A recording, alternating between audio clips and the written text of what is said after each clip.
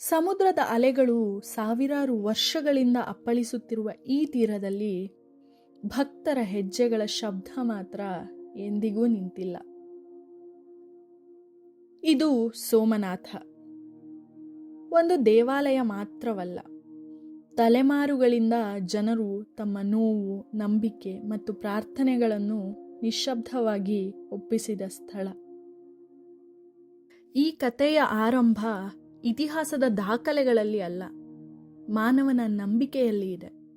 ಹಿಂದೂ ಪರಂಪರೆಯ ಪ್ರಕಾರ ಸೋಮನಾಥ ಅಂದರೆ ಸೋಮ ಅರ್ಥಾತ್ ಚಂದ್ರ, ನಾಥ ಅಂದರೆ ಸ್ವಾಮಿ. ಪುರಾಣಗಳು ಹೇಳುವಂತೆ ಚಂದ್ರನು ಕ್ಷೀಣಿಸ್ತಾ ಇರಬೇಕಾದ್ರೆ ಈ ಕ್ಷೇತ್ರದಲ್ಲಿ ಶಿವನ ಆರಾಧನೆ ಮಾಡಿದ್ನಂತೆ.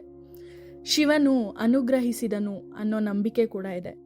ಈ ಕಥೆಯನ್ನ ಇತಿಹಾಸ ಎಂದಿಗೂ ಸಾಬೀತು ಮಾಡಲಾರದು.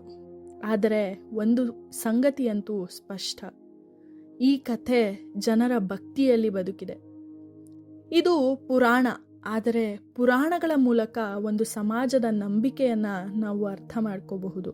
ಆದರೆ ಕಾಲ ಮುಂದುವರಿದಂತೆ ನಂಬಿಕೆ ಕೇವಲ ಮನಸ್ಸಿನಲ್ಲಿ ಉಳಿಲಿಲ್ಲ, ಅದು ಒಂದು ಸ್ಥಳವಾಗಿ ರೂಪುಗೊಳ್ತು. ಇತಿಹಾಸಕಾರರು ಹೇಳೋದೇನೆಂದ್ರೆ ಪ್ರಭಾಸ್ ಪ್ರಾಚೀನ ಕಾಲದಿಂದಲೇ ಒಂದು ಪ್ರಮುಖ ತೀರ್ಥಕ್ಷೇತ್ರ. ಕ್ರಿಸ್ತಶಕ 9-10ನೇ ಶತಮಾನಕ್ಕೆ ಇಲ್ಲಿ ಒಂದು ಮಹತ್ವದ ಶಿವಾಲಯ ಇತ್ತಂತೆ. ಅದು ಕೇವಲ ಕಟ್ಟಡ ಅಲ್ಲ, ಅದು ಪ್ರಯಾಣ ಮಾಡಿ ಬಂದ ಭಕ್ತರ ವಿಶ್ರಾಂತಿ ಸ್ಥಳ, ಪ್ರಾರ್ಥನೆಯ ಸ್ಥಳ. ಇತಿಹಾಸ ಇಲ್ಲಿ ನಂಬಿಕೆಯನ್ನ ಮೌನವಾಗಿ ಒಪ್ಕೊಳ್ಳುತ್ತೆ ಅಂದ್ರೂ ತಪ್ಪಾಗಲಾರದು. ಅದು ಕ್ರಿಸ್ತಶಕ 1025-26 ಇರಬಹುದು. ಈ ವರ್ಷವನ್ನ ಇತಿಹಾಸ ಸ್ಪಷ್ಟವಾಗಿ ದಾಖಲೆ ಮಾಡಿದೆ. ಪರ್ಷಿಯನ್ ದಾಖಲೆಗಳ ಪ್ರಕಾರ ಮೊಹಮ್ಮದ್ ಗಜ್ನಿ ಈ ಪ್ರದೇಶಕ್ಕೆ ದಾಳಿ ಮಾಡಿದ ವರ್ಷಗಳಿವು. ದೇವಾಲಯ ಹಾನಿಗೊಳಗಾಯಿತು, ಸಂಪತ್ತು ಲೂಟಿಯಾಯಿತು. ಈ ಹಂತದಲ್ಲಿ ಭಾವನೆಗಳನ್ನು ಅತಿರಂಜಿಸೋ ಅಗತ್ಯ ಇಲ್ಲ, ಸಾಕ್ಷ್ಯ ಸಾಕು. ಇದು ಖಂಡಿತವಾಗ್ಲೂ ಒಂದು ನೋವಿನ ಕ್ಷಣ. ಆದರೆ ಇತಿಹಾಸ ಇಲ್ಲಿ ಒಂದು ಮೌನ ಸತ್ಯವನ್ನ ಹೇಳುತ್ತೆ. ದೇವಾಲಯ ಒಡೆದ್ರೂ ಭಕ್ತಿಯ ನೆನಪು ಒಡಿಲಿಲ್ಲ. ಕಾಲ ಬದಲಾಯಿತು, ಅದೆಷ್ಟೋ ಸಾಮ್ರಾಜ್ಯಗಳು ಬದಲಾದವು. ಆದರೆ ಸೋಮನಾಥ ಇನ್ನೂ ಹಾಗೇ ತಲೆ ಎತ್ತಿ ನಿಂತಿದ್ದಾನೆ. ಪೂರ್ಣ ವೈಭವ ಇಲ್ಲದೆ ಇರಬಹುದು, ಆದರೆ ಆತ ಮೌನವಾಗಿಲ್ಲ. ನಂಬಿ ಬಂದ ಭಕ್ತರನ್ನ ಯಾವತ್ತೂ ಕೈಬಿಟ್ಟಿಲ್ಲ. ಇದು ಮಾನವನ ಭಕ್ತಿ ಕಾಲಕ್ಕಿಂತ ತುಂಬ ದೀರ್ಘವಾದುದು ಅಂತ ಅಂದ್ರೂ ತಪ್ಪಾಗಲಾರದು. ಅದು 20ನೇ ಶತಮಾನ, ಭಾರತದ ಹೊಸ ಅಧ್ಯಾಯ. ಈ ಸಮಯದಲ್ಲಿ ಸೋಮನಾಥವನ್ನ ಆಧುನಿಕವಾಗಿ ಮರುನಿರ್ಮಾಣ ಮಾಡುವಂತಹ ನಿರ್ಧಾರನ ತಗೊಳ್ಳಾಯಿತು.